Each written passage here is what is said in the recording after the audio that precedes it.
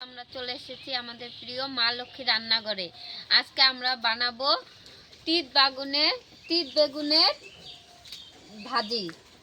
এই দেখুন, বেগুন গাছের মতো পাতা আর বেগুন গাছের মতো কাটাও রয়েছে। এই তিত বেগুনগুলো আমরা তুলে নিচ্ছি। এর আর একটা নামও আছে, ট্যাঙ্গল।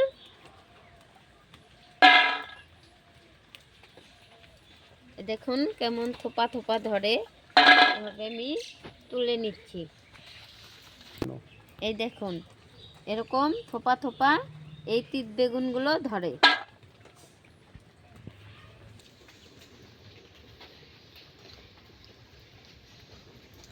আমি এগুলো বোটা ছাড়িয়ে নেব, যেভাবে বোটা ছাড়িয়ে নিচ্ছি।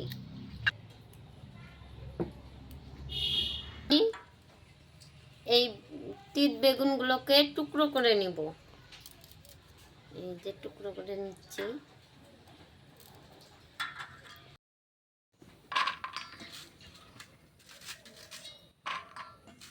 হয়ে এসেছে, এখন দিয়ে দেব আমি তেল।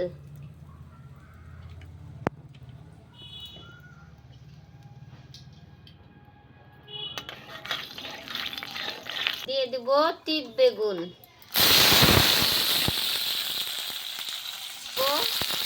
স্বাদ মতো লবণ, হলুদ গুঁড়ো, ভালো করে নাড়াচাড়া করে দিয়ে দেব আমি লঙ্কা চেরা, পেঁয়াজ কুচি।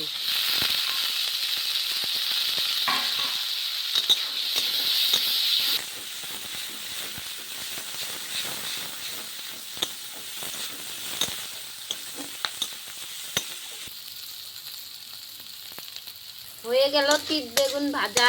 এটার একটা বিশেষ গুণ আছে, এটা যদি খাওয়া যায়, এটা খেলে চুলকুনি ছেড়ে যায়। আমি নামিয়ে নিচ্ছি। দেখুন হয়ে গেল, এটা হলো তিত বেগুন ভাজা।